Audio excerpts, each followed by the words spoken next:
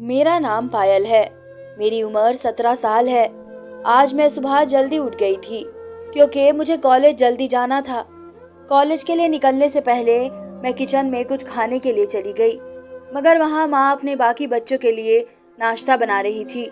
और जब मैंने अपने नाश्ते का सवाल किया तो कहने लगी, खुद बना लो, मेरे पास टाइम नहीं है, मेरे बच्चे लेट हो रहे हैं। यह सुनकर मैं जल्दी से अपनी बहन का इंतजार करने लगी। मैं माँ से ना ही नाश्ता मांगती और ना ही अपने खाने के पैसे मांगती थी। रोज का यही था, पर मैं अपने बाप से पैसे जरूर मांग लेती थी और वह मुझे पैसे देने से कभी इनकार नहीं करते थे। बाबा का रवैया मेरी माँ के रवैये से काफी बेहतर होता था। और तो और मुझे अपनी कोई भी बात करनी होती तो मैं अपने बाबा से ही करती थी। मेरी माँ मुझे हमेशा कमरे में बंद रखा करती थी। रात को डाइनिंग टेबल पर सब मिलकर खाना खाते थे, मगर मेरी माँ मुझे कमरे में दे जाती थी और कहती थी कि सुबह कोई भी पूछे तो कह देना पढ़ाई करते करते सो गई थी, या कोई भी बहाना बना देना, मगर ये न बताना कि मैंने तुम्हें बंद किया है। ये बात मुझे हैरत में गिरफ्तार कर देती कि मेरी माँ मेरे साथ ऐसा क्यों करती है। घर के तमाम मेंबर साथ मिलकर डिनर करते थे, लेकिन मेरी माँ ने मुझे सबके साथ बैठकर डिनर करने की इजाज़त न दी थी, मगर मैं खामोश रहती थी। मगर बात यहाँ तक आ पहुँची कि एक रोज़ माँ मेरे पास आई और कहने लगी कि शाम को रिश्ते वाले आएंगे तो तुम जुबान बंद करके उनके सामने चाय ले आना। मैंने जब कुछ कहना चाहा तो माँ कहने लगी कि मैं आज के दिन जोर जबरदस्ती नहीं करना चाहती, खामोशी से मेरी बात मान लो। इन सब मामलों का बाबा को जरा भी पता नहीं था। मुझे तो लगता था कि शायद मैं माँ की सगी बेटी हूँ ही नहीं। अगर मैं सगी बेटी होती तो वह कभी भी मेरे साथ ऐसा कुछ ना करती, मेरे साथ कभी भी ऐसा रवैया न रखती। खैर, मैंने बिल्कुल वैसा ही किया जैसे माँ ने कहा था। लेकिन जब मैं ड्राइंग रूम में गई तो लड़के को देखकर हैरान रह गई। मेरी आंखों में आंसू आ गए कि क्या मैं अपनी माँ पर बोझ हूँ जो वो एक पागल लड़के से मेरी शादी करवाने पर राजी है। इस वक्त मैं खामोश हो गई। सोचा के बाद मैं माँ को इनकार कर दूंगी, मगर ऐसा कुछ ना हुआ था। बल्कि चंद दिनों बाद माँ ने मेरे कमरे में आकर मेरे सर पर धमाका किया कि तुम्हारा रिश्ता उस लड़के से पक्का हो गया है। ये खबर सुनने के बाद मैं बहुत रोई, मगर मैं कुछ कहने का हक नहीं रखती थी। जब मेरे बाबा को इस रिश्ते का पता चला तो वे बहुत गुस्से हुए। उन्होंने माँ से कहा कि तुम जुल्म कर रही हो मेरी छोटी सी बेटी पर। इसकी कौन सी उम्र गुजरी जा रही है जो तुम जल्दी के चक्कर में इसे एक पागल के हवाले करने चली हो। मगर मेरी माँ ने उनकी एक भी ना सुनी और उनको कहने लगी कि बेटी की छोटी उम्र में ही शादी हो जाए तो अच्छा है, थोड़ी सी उम्र बड़ी हो जाए तो रिश्ते आना बंद हो जाते हैं। माँ ने बाबा के सामने लंबे चौड़े भाषण देकर रख दिए थे, मगर मेरे बाबा डट गए कि मैं अपनी बेटी के साथ ये जुल्म नहीं होने दूंगा। अगर तुम इस घर में रहना चाहती हो तो इस रिश्ते से इनकार कर दो। हम अपनी बेटी के लिए अच्छा रिश्ता आने का इंतजार करेंगे, लेकिन मैं ऐसे किसी राह चलते के साथ अपनी बेटी नहीं दूंगा।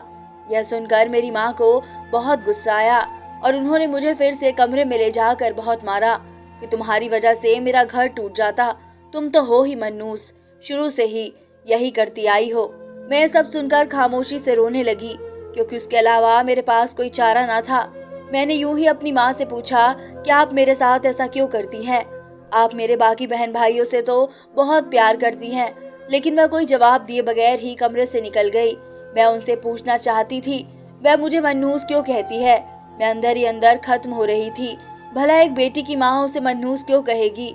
मेरा एक भाई था जो मुझसे बड़ा था और वो अक्सर रात के अंधेरे में मेरे कमरे में आता था, मगर मैं दरवाजा बंद ही रखती, बल्कि मैं उसके सामने ऐसे पेश आती कि जैसे मैं सो रही हूँ।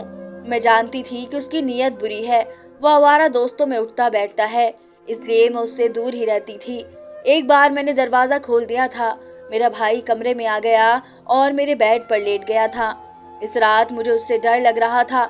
मुझे लगता था कि वह गलत नियत से मेरे कमरे में आता है, वरना आधी रात को उसके मेरे साथ क्या काम पड़ सकता है। जब जब वो रात को कमरे में आता, मैं अगले दिन माँ को बताती तो वो मुझे मारने लगती कि तुम्हारी ही गलती है, तुम एक बच्चालन लड़की बनती जा रही हो, तुम्हारा भाई ऐसा बिल्कुल नहीं है। अगर तुमने अपने बाबा को ये बात बताई तो मैं तुम्हें घर से निकाल दूंगी।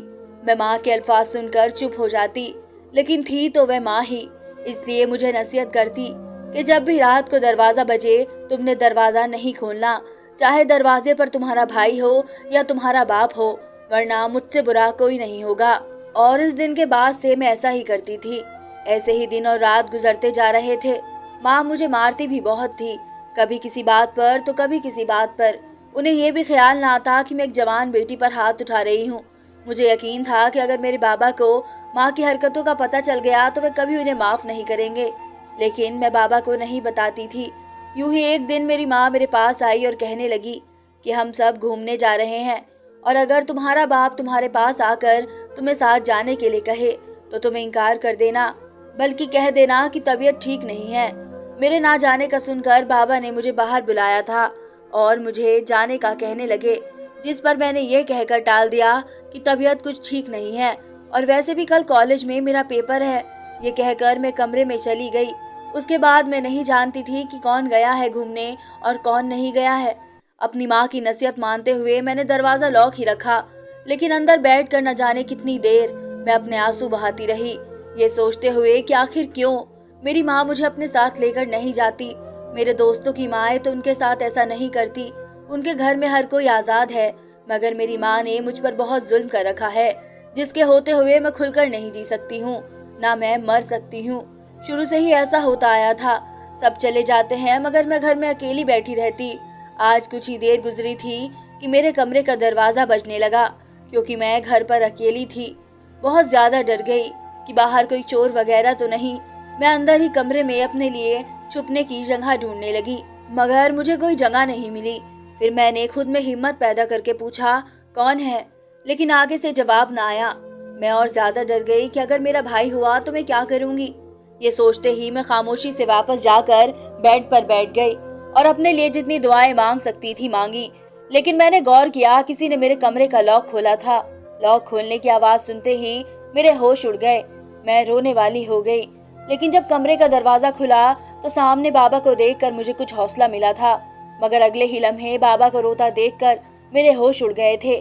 बाबा ने अचानक मेरे सर पर अपना हाथ रखा और कहने लगे, बेटी, तुम्हारे साथ तुम्हारी माँ जो कुछ करती है मैं उसकी वजह तो नहीं जानता, मगर इतना जरूर समझता हूँ कि जरूर किसी न किसी वजह से तुम कमरे में बंद रहती हो और तुम्हारी माँ भी तुम पर पाबंदियां लगाती है।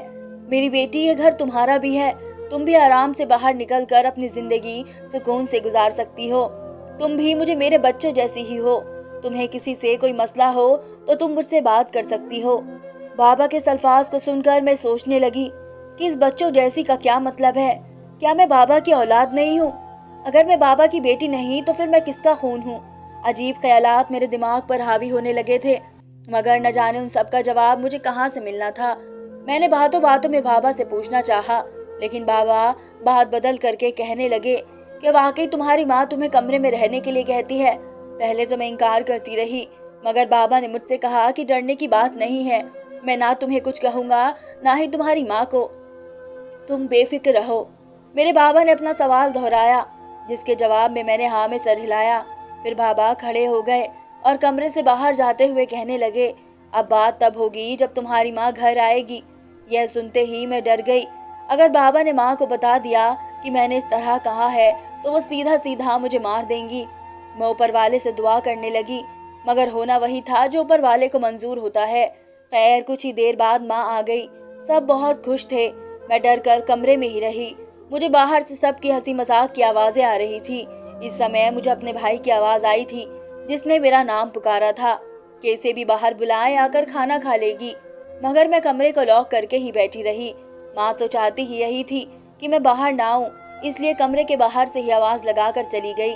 मैं दरवाजे में बैठे हुए एक बार फिर फूट फूट कर रोने लगी कि उनको मेरी जरूरत ही नहीं है, बस अपने नाम के लिए मुझे रखा हुआ है।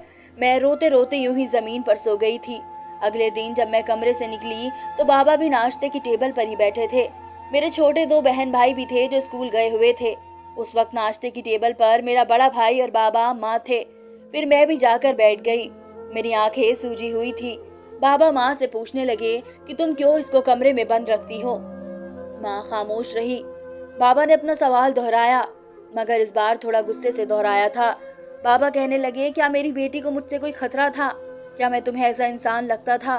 तुम इसे हमेशा हमसे दूर रखती रही, बाप के प्यार से दूर रखती रही। शादी के बाद पहले दिन ही मैंने तुम्हें आगाह कर दिया था कि जैसे तुम मेरे बेटे के साथ मोहब्बत से पेश आओगी, वैसे ही मोहब्बत से मैं तुम्हारी बेटी के साथ पेश आऊंगा। मगर तुम्हें अपनी बेटी के लिए आखिर मुझ में कौन से खतरे लगते थे? बाबा की ये बात सुनते ही माँ की आंखों में आंसू आने लगे। फिर जो माँ ने बोलना शुरू किया तो हम सबको साफ सूंघ गया। ये हकीकत यहाँ मौजूद बस दो ही जानते थे, एक बाबा और दूसरी माँ। अगर ऐसा था तो फिर मेरा भाई मुझ पर बुरी नजर क्यों रखता था? मुझे लगा कि शायद इसे भी हकीकत पता है, बस मैं ही हकीकत से अनजान थी। मुझे दुख तो बहुत हुआ था, मगर उस वक्त मेरा ध्यान सच जानने की तरफ था। माँ ने बताना शुरू किया कि जब मैं 24 साल की थी तो मेरे माँ बाप ने मेरी शादी करवा दी। मेरा पति और सास ससुर मुझ पर बहुत जुल्म करते, मगर मैं खामोश रहती। चंद महीने बाद मैं प्रेग्नेंट हो गई तो एकदम उनके अंदाज मेरे साथ बदल गए। सब बहुत पुराने ख्यालात के थे। सब बहुत खुश हो गए क्योंकि उन सबको उम्मीद थी कि शायद बेटा होगा। लेकिन जब तुम पैदा हुई तो तुम्हारे बाप ने बेटा ना होने की वजह से मुझे तलाक दे दी। मैं बहुत रोई, उसे बहुत समझाया कि ये सब ऊपर वाले के काम है, मगर इस आदमी ने मेरी एक ना सुनी और मुझे मेरे बाप के घर भेज दिया। मेरे माँ बाप ने तो जैसे पहले ही मुझे सर से बोझ की तरह उतार कर फेंका था। वे क्यों मुझे रखने पर राजी होते? खैर, मेरी मिन्नतों के बाद उन्होंने मुझे रख तो लिया, लेकिन मुझे कहने लगे कि अगर इधर उधर रहना है तो काम करना पड़ेगा, नहीं तो हम तुम्हारे लिए रिश्ता ढूंढते हैं। यह सब मेरे लिए बहुत मुश्किल था। छोटी सी बच्ची को छोड़कर मैं कहाँ कमाने जाती, इसलिए शादी की बात पर हामी भर ली। चंद दिनों बाद उनका रिश्ता आया था और जब मुझे बताया गया कि इनका भी एक बेटा है और बीवी की तो बच्चा पैदा करते हुए ही मौत हो गई थी, उनके बेटे को भी माँ की जरूरत है, तो मैंने कोई मसला किए बगैर हाँ कर दी। शादी के बाद मुझे तुम्हारे बाबा ने बहुत खुशियाँ दी, लेकिन मुझे डर रहता कहीं वह तुम्हारी किसी गलती की वजह से मुझे तलाक न दे दे। इसलिए मैं हमेशा तुम्हें कमरे में बंद रहने के लिए कहती। फिर जब हमारे बच्चे हुए तो मेरा ध्यान तुमसे हटकर हमेशा उनकी ही तरफ रहता। तुम जब भी मुझसे कोई फरमाइश करती, मैं वक्त ना होने का कहकर टाल देती और अपने बाकी बच्चों का काम दिल से करती रही। मुझे अक्सर अजीब महसूस होता था कि मैंने तुम्हें माँ होने के नाते वो प्यार नहीं दिया जो बाकी माँ अपनी बेटियों को देती है, मगर मैं तब भी तुम पर रहम खाने को ना मानती थी। लेकिन कुछ अरसा गुजरने के बाद मैंने अमन की आंखों में तुम्हारे लिए उभरते हुए जज्बात देख लिए थे, क्योंकि इसे किसी रिश्तेदार ने बताया था कि तुम इसकी बहन नहीं हो। और जब वह रातों को छुप छुप कर तुम्हारे कमरे की तरफ जाता, ये सब मैं अच्छे से जानती थी, मगर फिर भी जब तुम मुझे बताती तो मैं तुम्हें मारती और तुम्हें अमन की तरफ से अलग करती रही, ताकि तुम भी उसकी तरफ खींच ना जाओ।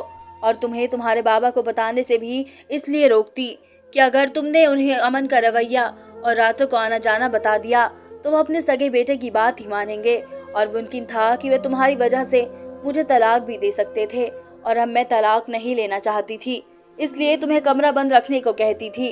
और इस रोज जब हम घूमने जा रहे थे तब भी मैंने तुम्हें इसलिए घर रहने को कहा था, क्योंकि मुझे डर रहता था कि कहीं तुम कोई गलती करो और वो मेरे आगे ना आ जाए।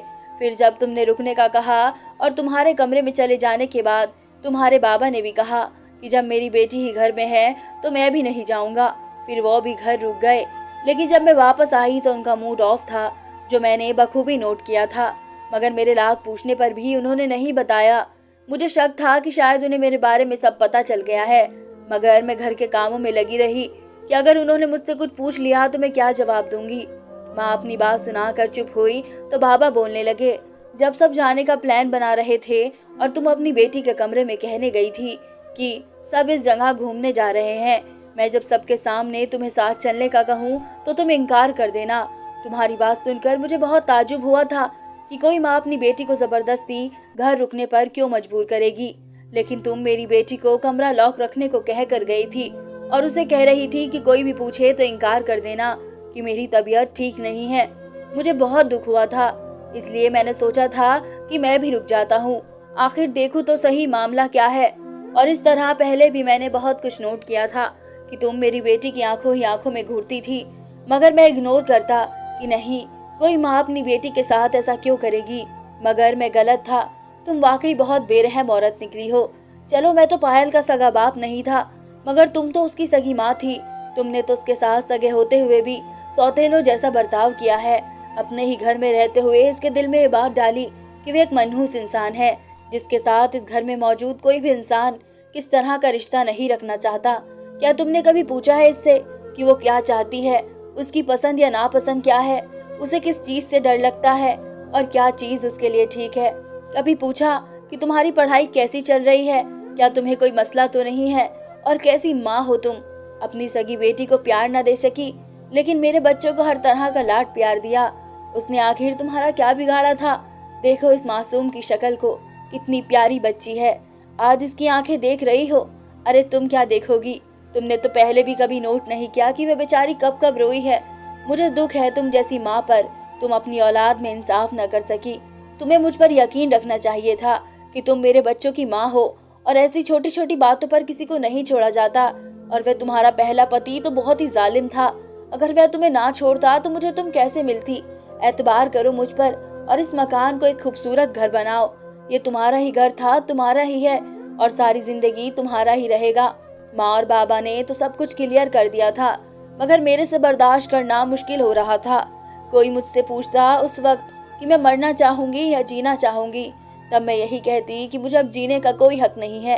खैर, माँ और बाबा की बातें सुनकर मुझे यूं लगा जैसे वो मेरी सौतेली माँ हो।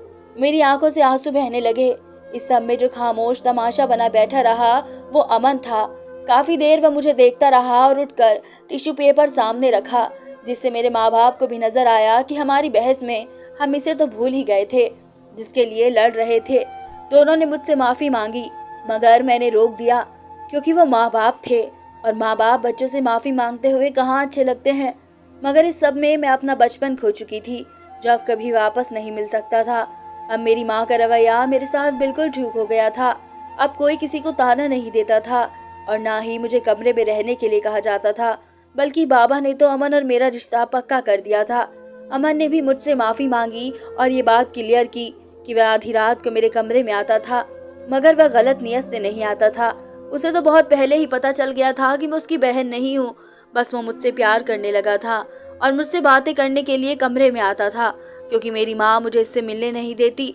रिश्तेदारों ने बहुत रोना डाला कि उनकी शादी नहीं हो सकती, मगर बाबा ने हमारी मंगनी वाले दिन ही क्लियर कर दिया था कि हम दोनों एक ही बाप की औलाद नहीं है, जो हमारी शादी नामुमकिन है। बल्कि मैं माँ के पहले पति से हूँ और अमन बाबा की पहली बीवी से, तो इसलिए हंगामा करने का कोई मतलब ही नहीं बनता। इसलिए सब खामोश हो गए और जो करीब के रिश्तेदार थे वह तो हकीकत पहले से जानते थे, इसलिए वो खामोश रहे। और अब हम सब हंसी खुशी जिंदगी गुजार रहे हैं और मुझे इस बात की खुशी है कि मेरी माँ का रवैया अब मेरे साथ बिल्कुल ठीक हो चुका है। धन्यवाद दोस्तों।